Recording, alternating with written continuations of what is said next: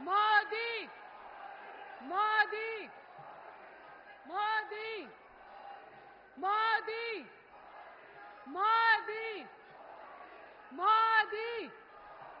एक साथ सब बोलेंगे मोदी मोदी मोदी मोदी। बहुत बहुत धन्यवाद, बहुत बहुत स्वागत आदरणीय प्रधानमंत्री जी का इस मंच पर, मेरठ की धरती पर। मैं मंच की तरफ से और आप सबकी तरफ से मैं आदरणीय प्रधानमंत्री जी का स्वागत करती हूं, अभिनंदन करती हूं। मोदी मोदी मोदी मोदी मोदी जी तुम संघर्ष करो, मोदी जी संघर्ष करो, मोदी जी तुम संघर्ष करो, मोदी जी तुम संघर्ष करो। मोदी मोदी मोदी मोदी। बहुत बहुत अभिनंदन मोदी जी का, योगी जी का, इस मेरठ की धरती पर बहुत बहुत अभिनंदन। सभी से मिल रहे हैं हमारे आदरणीय प्रधानमंत्री जी, जितना मंचासीन है सभी का अभिनंदन। बहुत बहुत बड़ी संख्या में आप यहां उपस्थित हैं, आप सभी का भी बहुत बहुत अभिनंदन, बहुत बहुत स्वागत। मोदी जी बारी बारी सभी से मिल रहे हैं, सभी से मिल रहे हैं, सभी बहनों से, सभी भाइयों से, सभी से। मोदी मोदी मोदी मोदी जी तुम संघर्ष करो, मोदी जी तुम संघर्ष करो।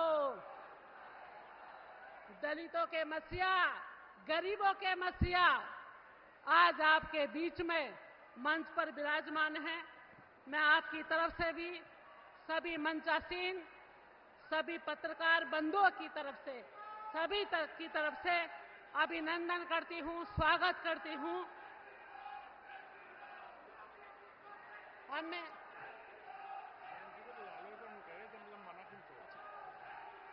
मैं स्वागत की इस कड़ी में मैं माननीय उत्तर प्रदेश के मुख्यमंत्री योगी आदित्यनाथ जी से अनुरोध करती हूं, आग्रह करती हूं कि हमारे माननीय प्रधानमंत्री जी का स्वागत करें। शॉल एवं ओपी से आप स्वागत करें, शॉल उड़ाकर स्वागत करें। मुख्यमंत्री द्वारा आदरणीय प्रधानमंत्री जी का स्वागत हो रहा है, सभी अभिनंदन करें, ताली बजाकर सभी लोग स्वागत करें। धन्यवाद माननीय मुख्यमंत्री जी। अब मैं आदरणीय प्रदेश के अध्यक्ष श्री भूपेंद्र चौधरी जी को आमंत्रित करती हूं स्वागत के लिए कि वह हल से हमारे आदरणीय प्रधानमंत्री जी का स्वागत करें। स्वागत हो रहा है। किसानों का हल हम सबको याद होगा, जब हल चलाकर खेतों में बुआई करी जाती थी। बहुत बहुत धन्यवाद अध्यक्ष जी। अब मैं हमारे पश्चिम क्षेत्र के अध्यक्ष सतेंद्र सिसोदिया जी, क्षेत्र के प्रभारी, पश्चिम क्षेत्र के प्रभारी स्वात यदुवंश जी, आप माननीय प्रधानमंत्री जी को राम मंदिर से स्वागत करें। हमारे आदरणीय प्रधानमंत्री जी को राम मंदिर दिया जा रहा है, उससे स्वागत करा जा रहा है। अयोध्या की धरती पर विशाल राम मंदिर बनवा के, रामलला का मंदिर बनवा के एक इतिहास रच दिया है। बहुत बहुत स्वागत करें। अब बहनों की की तरफ से माननीय सभी हमारी बहनें मंच पर विराजमान हैं, वो भी स्वागत करें, पुष्प और गुच्छ देकर स्वागत करें माननीय प्रधानमंत्री जी का। आदरणीय सभी मंच आसीन सभी बहनें आगे आकर सब स्वागत करें। सभी बड़ी माला से स्वागत करें माननीय प्रधानमंत्री जी का, बड़ी माला से स्वागत करें। सभी लोगों का से आग्रह है कि इस स्वागत की कड़ी में बड़ी माला से स्वागत होना है, उससे स्वागत करें।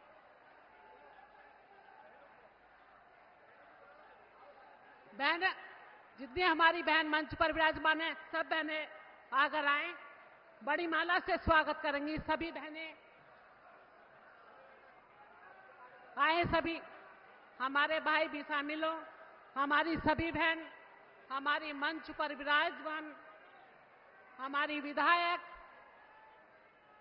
मंजू सिवाज जी, सरोजनी अग्रवाल जी, जिला पंचायत की सदस्य, जिला पंचायत की अध्यक्ष, सभी बहनों का बहुत बहुत स्वागत।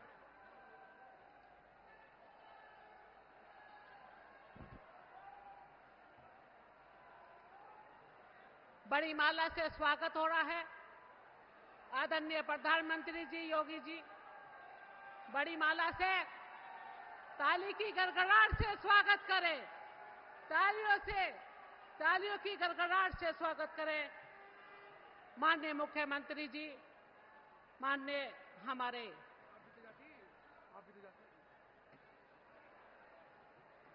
अब मैं आमंत्रित करती हूं जयंत चौधरी जी को, माननीय राष्ट्रीय अध्यक्ष लोकदल।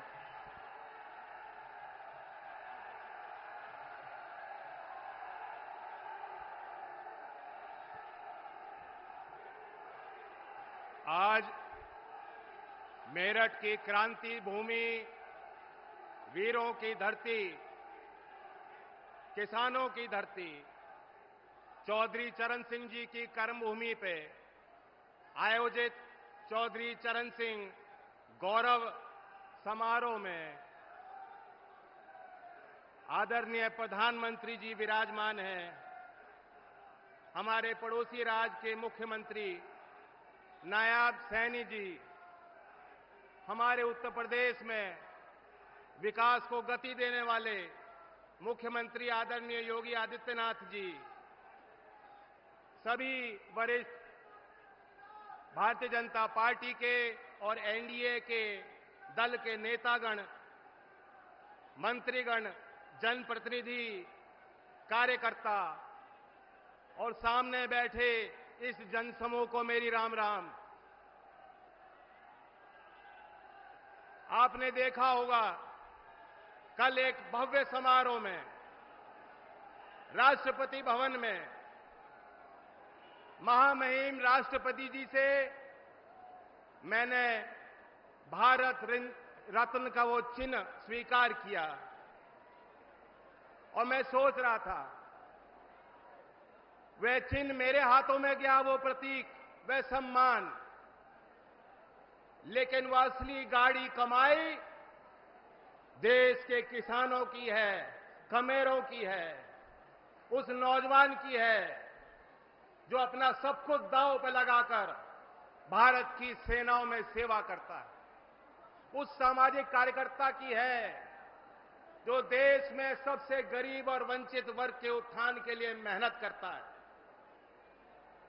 हर एक उस नौजवान की है जो एक सपना देखता है अपने समाज को, समाज के और परिवार के लिए बेहतर रास्ते खोलने के, उसके लिए संघर्ष करता है। आपको और हमें आज देश जिस पड़ाव पे है सोचना होगा, और खास तौर से मेरठ वासियों को कोई तो कारण होगा कि देश के प्रधानमंत्री जी ने भारत रत्न के उस कार्यक्रम के बाद पहला पड़ाव था, तो उस पहला पड़ाव उन्होंने मेरठ की धरती को चुना कि मेरठ के लोगों के पास में जाऊं और देश के लिए अपना संदेश दूं। मैं आपको जानकारी भी देना चाहता हूं, कल जब वो समारोह समाप्त हुआ तो अल्प समय व्यक्तिगत मेरी भेंट प्रधानमंत्री जी से हुई और उस कम समय में भी किसानों के प्रति उनकी चिंताएं उन्होंने जाहिर की। उन्होंने मुझे बताया कि किस तरीके से चौधरी चरण सिंह जी को वो मानते हैं, और मैं समझता हूं कि इसलिए भी हमें खुश होना चाहिए कि ये मेरठ चौधरी साहब की कर्मभूमि है। हम और आप इस बात को जानते हैं कि अगर प्रधानमंत्री नरेंद्र मोदी जी नहीं होते तो भारत रत्न का सम्मान धरतीपुत्र चौधरी साहब को मिलने वाला नहीं था। ये निर्णय, ये साहसी फैसला, ऐतिहासिक निर्णय आपके सम्मान को आगे बढ़ाने के लिए प्रधानमंत्री जी ने इसलिए भी लिया, वो भी जानते हैं चौधरी साहब का कितना बड़ा योगदान राष्ट्र निर्माण में रहा। वो ये भी जानते हैं कि चौधरी चरण सिंह जी गुजरात को अपने आध्यात्मिक और राजनीतिक जीवन शैली की पीठ मानते थे। जो भी समाज सुधार का काम चौधरी चरण सिंह जी चाहते थे करना, वह उन्होंने दयानंद सरस्वती जी से सीखा और उनसे प्रेरणा ली। हीरो वर्शिप एक मॉडर्न टर्म है। यहां भी मैं बैठा बैठा देख रहा था, प्रधानमंत्री का नाम सारे लोग बार बार, एक गूंज उठ रही थी, उनका नाम बार बार नौजवान ले रहे थे। ले रहे थे कि नहीं ले रहे थे? फिर सुनाओ, ले रहे थे कि नहीं ले रहे थे? ये भी एक गहरे विश्वास का प्रतीक है, इसे हीरो वर्शिप भी कह सकते हैं। इस हीरो वर्शिप से चौधरी चरण सिंह जी भी अछूते नहीं थे। एक ऐसे नेता थे जिनको चौधरी चरण सिंह जी अगर आदर्श मानते थे, वो थे सरदार वल्लभ भाई पटेल। और इसलिए इस नाते को प्रधानमंत्री जी अच्छी तरह भली भांति समझते हैं और उनकी मंशा है, उन्होंने अपनी इच्छा शक्ति को जाहिर किया कि चौधरी चरण सिंह जी की वास्तव में जो विचारधारा, जो वास्तव में उनकी विरासत जिसको आप सब लोग संभाल रहे हो, उसे और आगे बढ़ाना है। चौधरी चरण सिंह जी 2-3 विषयों को लेकर बेहद गंभीर होते थे। बहुत कम समय में मैं उल्लेख करना चाहूंगा। नंबर 1 क्या था? करप्शन, भ्रष्टाचार। जिस तरह तालाब में अगर एक कमल का फूल कहीं खिलता है, दूर से दिखाई देता है, दूर से उसका सौंदर्य एक कमल के फूल का दिखाई देगा कि नहीं देगा आपको? एक तालाब में एक फूल अगर खिल रहा हो। चौधरी साहब यही मानते थे कि जो नेता होता है, जो बड़े पद पे बैठा है, बड़े पदभार को संभाल रहा है, उसकी नैतिक जिम्मेदारी होती है। भ्रष्टाचार ऊपर से लेकर नीचे तक जाता है।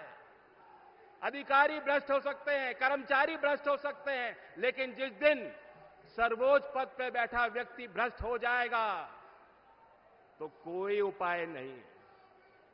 एक किस्सा मैं चौधरी साहब का बताना चाहता हूं। हमीरपुर जिले का 13 मार्च 1962 की तारीख, चौधरी चरण सिंह जी गृह मंत्री थे।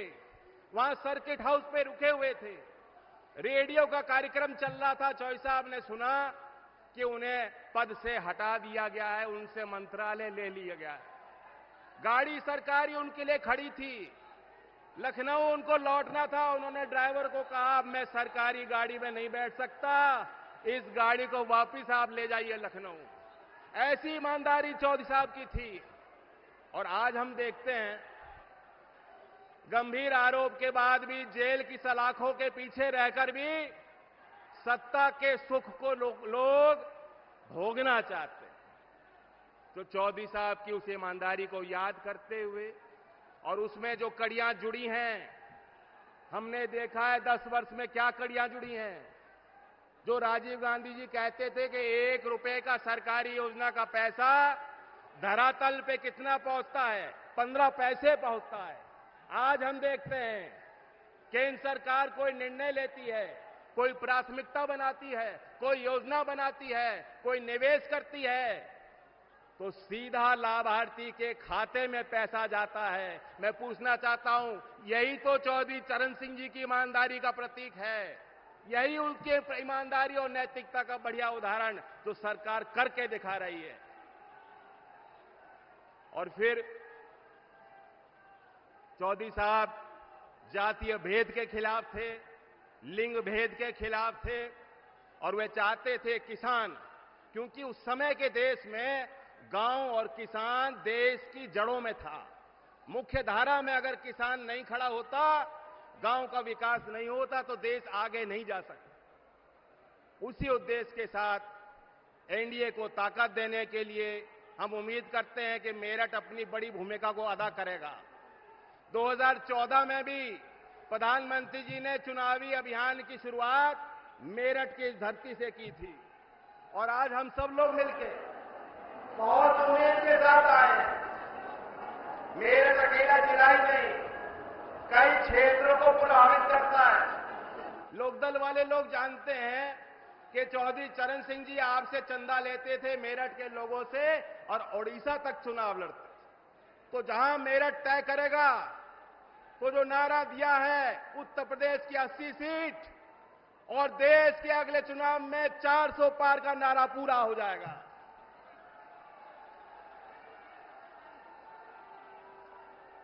मैं अपनी बात को समाप्त करते हुए कहना चाहता हूं कि वो नेता जो भविष्य को समझते हैं कि भविष्य में क्या होगा और समाज और देश को उसके लिए तैयार करते हैं चुनौतियों के लिए, उनकी बातें हमेशा इतिहास में पन्नों पे दर्ज हो जाती हैं।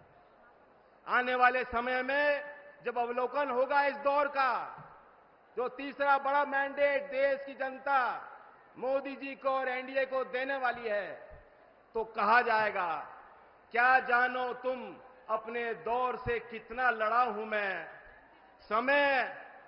समय की भीति पर काल का एक पत्थर सा जड़ा हूं मैं। धन्यवाद। जय हिंद, जय भारत, जय किसान, जय मजदूर।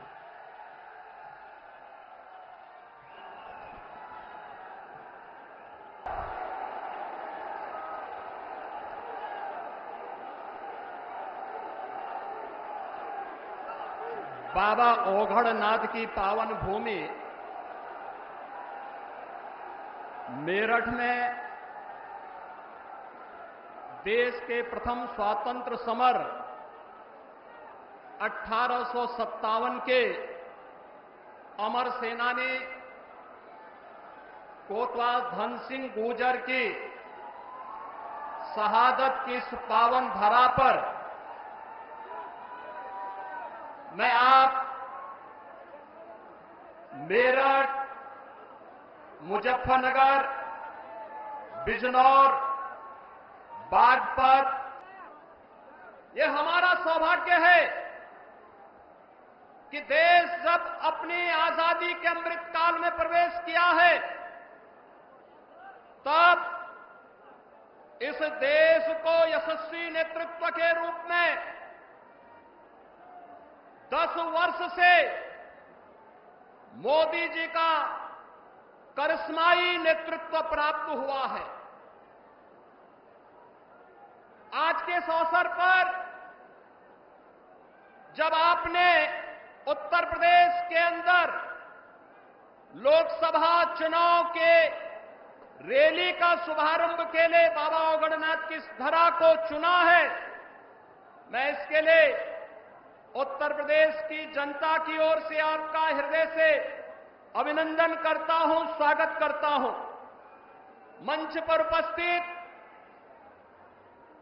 हरियाणा के माननीय मुख्यमंत्री श्री नायब सिंह सैनी जी, केंद्रीय मंत्री और मुजफ्फरनगर से भारतीय जनता पार्टी के प्रत्याशी श्री संजीव बालियान जी, अपना दल एस के राष्ट्रीय अध्यक्ष और केंद्रीय मंत्री श्रीमती अनुप्रिया पटेल जी, भारतीय जनता पार्टी के प्रदेश के अध्यक्ष चौधरी भूपेंद्र सिंह जी, राष्ट्रीय लोकदल के अध्यक्ष जयंत चौधरी जी, उत्तर प्रदेश सरकार के मंत्री और निषाद पार्टी के अध्यक्ष श्री संजय निषाद जी, अध्यक्ष सुहेलदेव राजभर पार्टी और प्रदेश सरकार के मंत्री श्री ओम प्रकाश राजभर जी, भारतीय जनता पार्टी के राष्ट्रीय उपाध्यक्ष श्री लक्ष्मीकांत वाजपेयी जी, माननीय सांसद मेरठ श्री राजेंद्र अग्रवाल जी, मेरठ से एनडीए भारतीय जनता पार्टी के प्रत्याशी श्री अरुण गोविल जी, कैराना से भारतीय जनता पार्टी के प्रत्याशी श्री प्रदीप चौधरी जी, लोकसभा बिजनौर से एनडीए के प्रत्याशी चंदन चौहान जी, बागपत से प्रत्याशी श्री राजकुमार सांगवान जी, आज के इस कार्यक्रम में उपस्थित भारतीय जनता पार्टी एनडीए के सभी हमारे वरिष्ठ नेतागण और भारी संख्या में इस चुनावी सभा का शुभारंभ के अवसर पर आदरणीय प्रधानमंत्री जी के संदेश को जन जन तक पहुंचाने और एक एक मत को भारतीय जनता पार्टी और सहयोगी दलों के प्रत्याशियों को उपलब्ध करवाने के लिए उपस्थित सभी बहनों और भाइयों, ये हमारा सौभाग्य है कि मेरठ की इस क्रांति धरा को आदरणीय प्रधानमंत्री जी ने चुनाव प्रचार अभियान के शुभारंभ के लिए चुना है।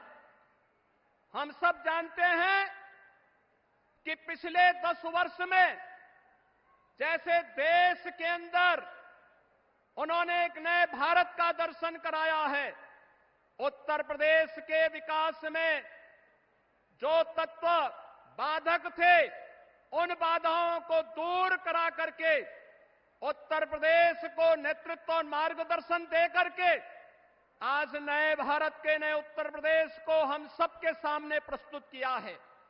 और मेरठ इसके लिए आभारी है आदरणीय प्रधानमंत्री जी का। मेरठ में विकास की इतनी सारी सौगातें दी हैं, 12 लेन का हाईवे और एक्सप्रेस हाईवे हो या रैपिड रेल, स्पोर्ट्स यूनिवर्सिटी हो या ओडीओपी के माध्यम से यहां के उत्पाद को वैश्विक मान्यता प्रदान करने का कार्य हो, यहां की कनेक्टिविटी को, चाहे वह रोड की कनेक्टिविटी हो, चाहे वह रेल की हो, चाहे वह एयर कनेक्टिविटी का हो, इन सबको एक नए आयाम की ओर जहां आप ले जाने का काम किए हैं, वहीं साथ ही साथ इस क्षेत्र में आपके मार्गदर्शन में अन्नदाता किसानों के लिए भी जो अभूतपूर्व कार्य हुआ है, मात्र 7 वर्ष में उत्तर प्रदेश के गन्ना किसानों को 2.5 लाख करोड़ रुपए से अधिक की धनराशि उनके खातों में देने का काम भी भारतीय जनता पार्टी की सरकार के समय हो पाया है। मोदीनपुर की चीनी मिल का पुनरुद्धार का कार्य हुआ है। सरदेव चौधरी चरण सिंह जी कर्मभूमि छपरौली की चीनी मिल को नए सिरे से बनाने का कार्य भी हुआ है। और यही नहीं, आज इस क्षेत्र में पिछले 10 वर्ष के अंदर जो परिवर्तन हुआ है, यह क्षेत्र इस बात का गवाह है। समाजवादी पार्टी और कांग्रेस की सरकारों के समय इस क्षेत्र ने उनकी दंगा पॉलिसी को झेला है, उनके कर्फ्यू के उन यातनाओं को झेला है। और बहनों भाइयों, जब भी ये समाज जाति के नाम पर बटा होगा, तमाम परिवारवादियों के माध्यम से समाज को बांटने का कुछ ही चेष्टा होगी, उसका खामियाजा ये दंगावादी और कर्फ्यूवादी लोग उठा करके न केवल आपकी आजीविका पर प्रहार करेंगे, बेटी और व्यापारियों की सुरक्षा पर प्रहार करेंगे, बल्कि इनके माध्यम से यहां के विकास को बाधित करने का भी प्रयास होगा।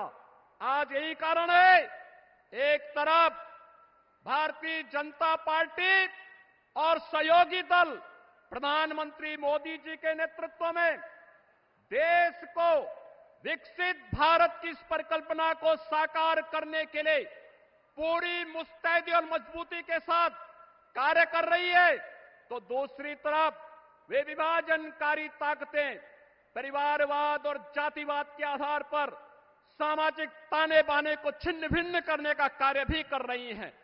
ये चुनाव मात्र चुनाव नहीं है, ये चुनाव उन लोगों को फिर से सही जगह दिखाने का समय है जिन लोगों ने सामाजिक ताने बाने को छिन्न भिन्न करने का कार्य किया है।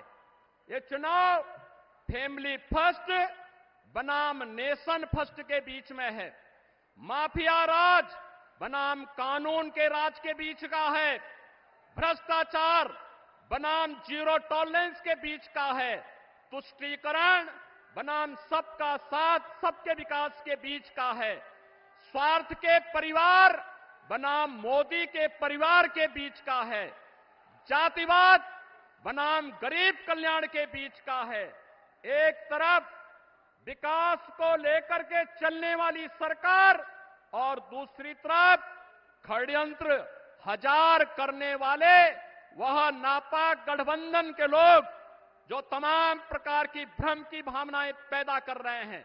और पूरे देश के अंदर आज एक ही आवाज है, और वह आवाज जो आज देश के अंदर जुड़ रही है, जो देश ने देखा अपनी आंखों से, युवाओं के लिए आजीविका भी है तो उनकी आस्था का सम्मान भी है। और मित्रों, हम सबको तय करना है कि हमें कर्फ्यू चाहिए या कावड़ यात्रा चाहिए। और यह हम सब इस बात को जानते हैं, यह देश मोदी जी की गारंटी पर विश्वास करता है, क्योंकि मोदी जी की गारंटी का मतलब 12 करोड़ अन्नदाता किसानों के लिए प्रधानमंत्री किसान सम्मान निधि, मोदी की गारंटी का मतलब 4 करोड़ गरीबों को सिर ढकने के लिए आवास, मोदी की गारंटी का मतलब 10 करोड़ गरीबों के घर में रसोई गैस का सिलेंडर, 12 करोड़ गरीबों के घर में शौचालय की व्यवस्था, 80 करोड़ गरीबों को फ्री में राशन की व्यवस्था, 60 करोड़ गरीबों को 5 लाख रुपए की स्वास्थ्य बीमा का कवर। ये मोदी की गारंटी देश के अंदर एक स्वर से बोल रही है कि फिर एक बार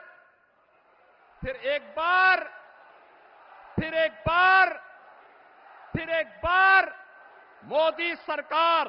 और यही तो मोदी की गारंटी है, जो कहते हैं वो करके रहते हैं।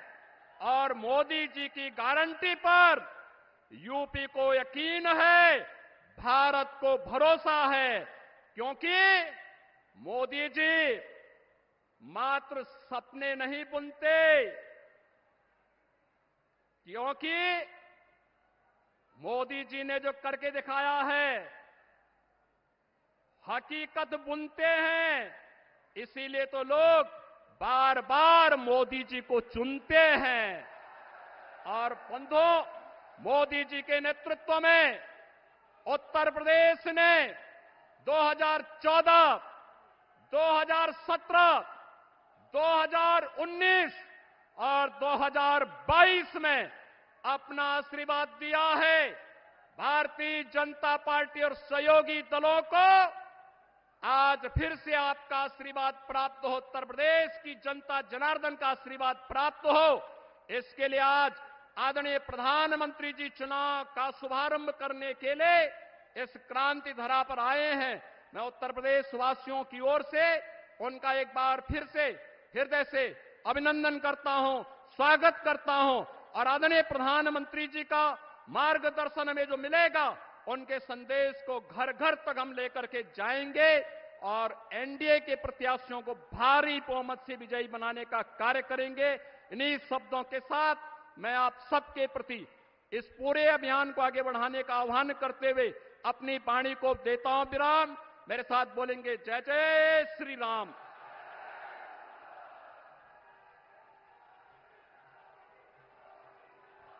धन्यवाद। धन्यवाद मुख्यमंत्री जी का।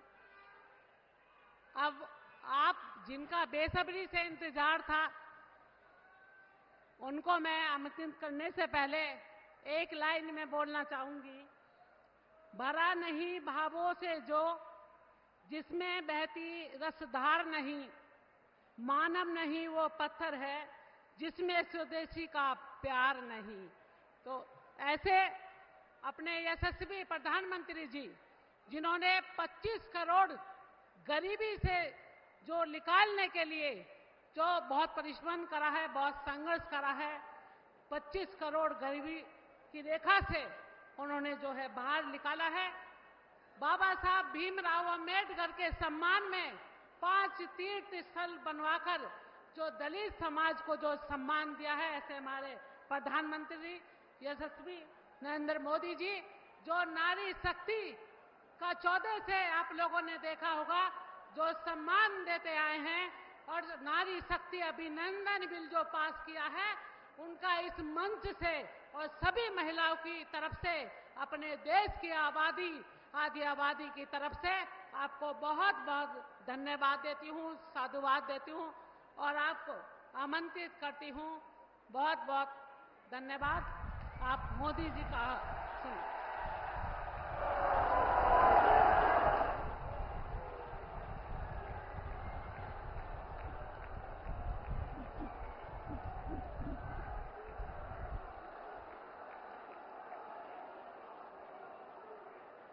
भारत माता की,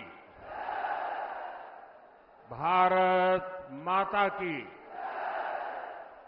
आप सबको राम राम। मैं चौधरी साहब को आदरपूर्वक श्रद्धांजलि अर्पित करता हूं, नमन करता हूं। साथियों, मेरठ की इस धरती के साथ ही मेरा कुछ अलग ही रिश्ता है।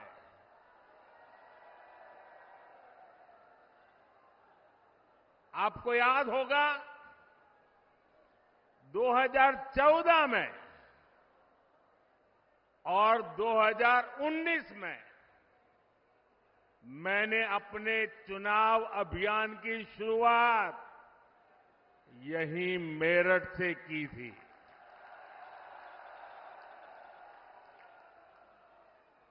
अब 2024 के चुनाव की पहली रैली मेरठ में ही हो रही है। साथियों, 2024 का ये चुनाव सिर्फ एक सरकार बनाने का चुनाव नहीं है। कौन सांसद बने, कौन न बने, इसका चुनाव नहीं है। 2024 का चुनाव विकसित भारत बनाने के लिए है।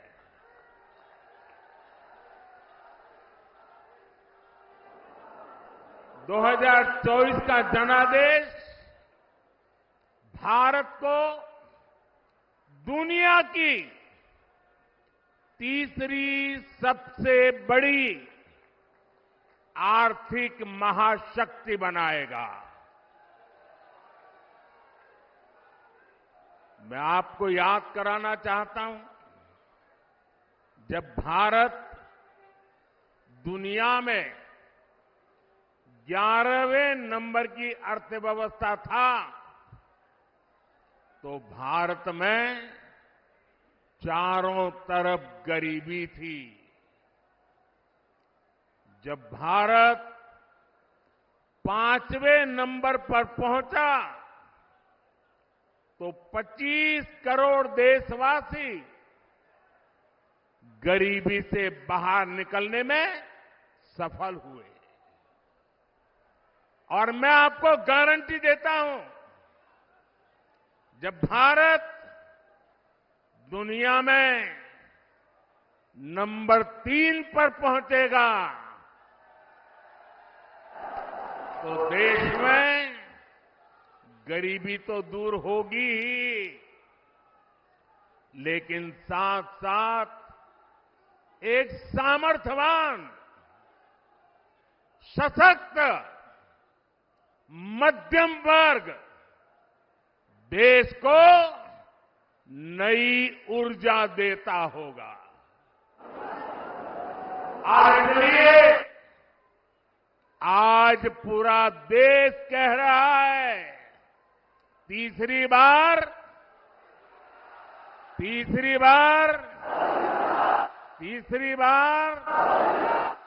4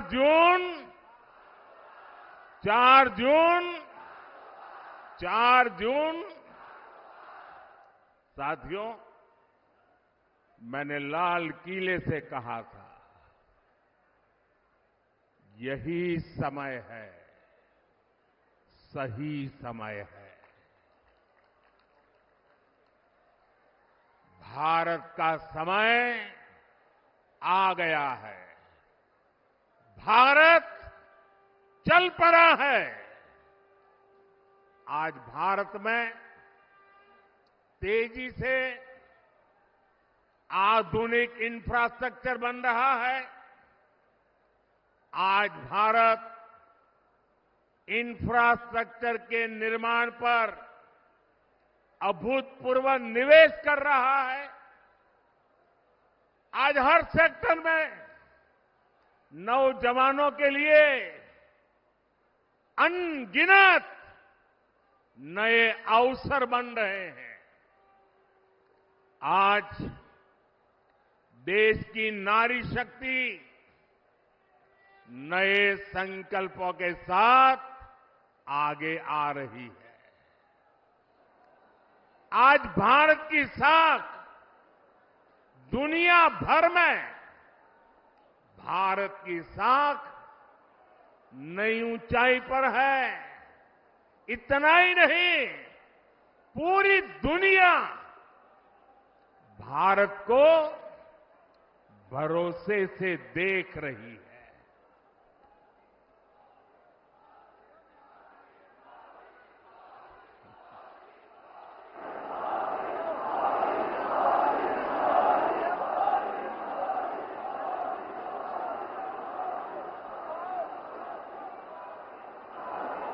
हमारी सरकार भी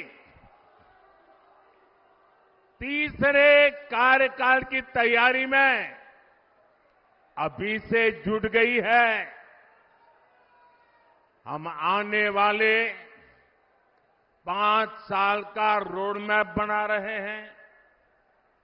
नई सरकार बनने के बाद पहले 100 दिनों में हमें कौन कौन से बड़े फैसले लेने हैं, इस पर तेजी से काम चल रहा है।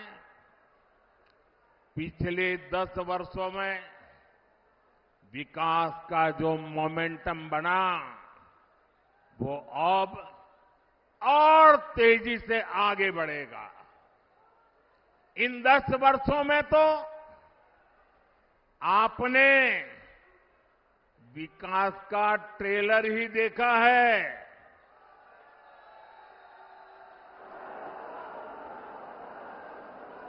अभी तो हमें देश को बहुत आगे लेकर जाना है।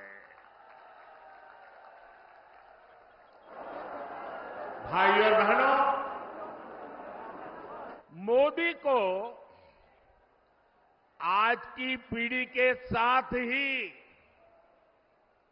आने वाली पीढ़ियों की भी चिंता है। देश की आने वाली पीढ़ियों को पुरानी चुनौतियों में अपनी ऊर्जा ना खपानी पड़े, मैं इसके लिए भी काम कर रहा हूं। एनडीए सरकार के 10 साल का रिपोर्ट कार्ड आपके सामने है। इन 10 सालों में ऐसे अनेक काम हुए हैं जिनको पहले असंभव मान लिया गया था। अब आप देखिए, अयोध्या में रामलला का भव्य मंदिर बनेगा, के लिए भी जा रहे हैं। और आपने देखा है, ब्रज में कान्हा और राधा तो हर बार की तरह होली खेले ही। इस बार अवध में रामलला ने भी खूब होली खेली।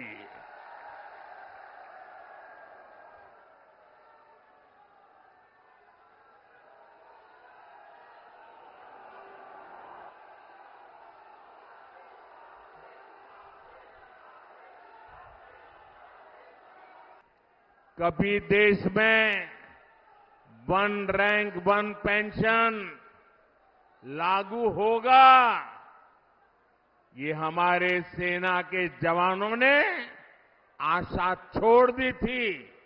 ये भी असंभव लगता था, लेकिन हमने न सिर्फ वन रैंक वन पेंशन लागू किया, बल्कि हमारे देश की सीमाओं की रक्षा करने वाले पूर्व सैनिकों को उनके हक का 1 लाख करोड़ रुपए से ज्यादा दिया।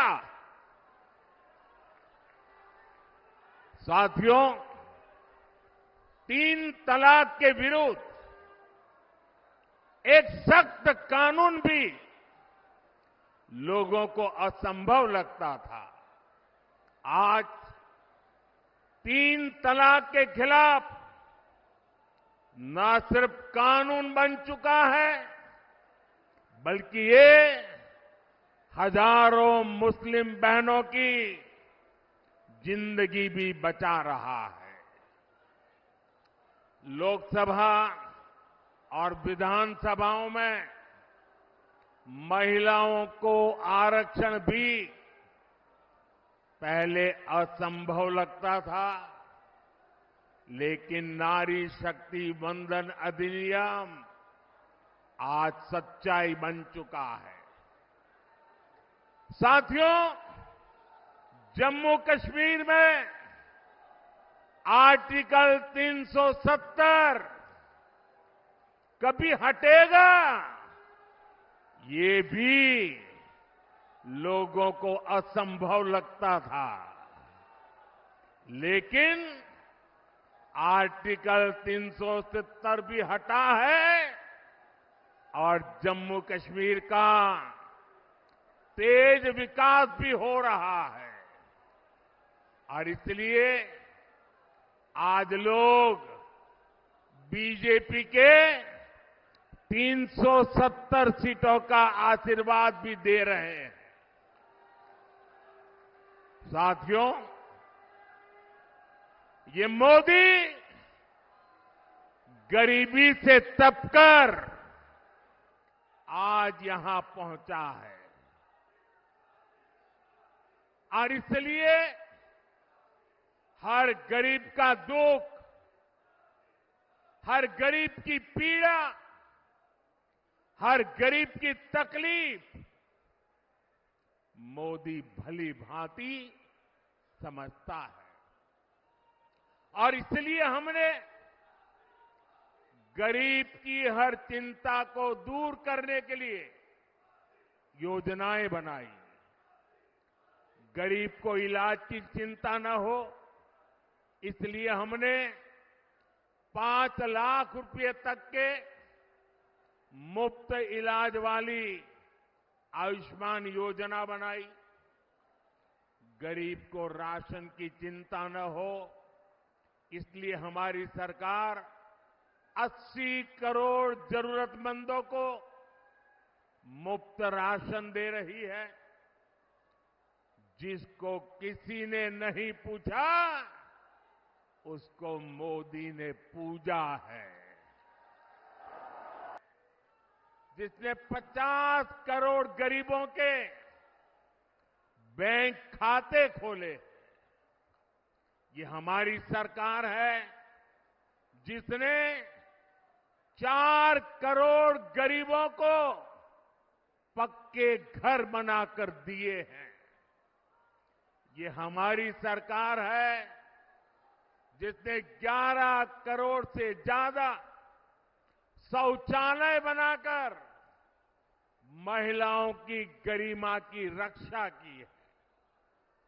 ये हमारी सरकार है जिसने 2.5 करोड़ से ज्यादा घरों में बिजली कनेक्शन देकर उनके जीवन से अंधेरा दूर किया है।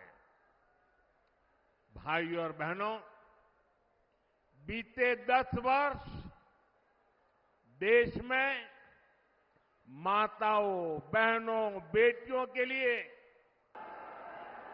अब मैं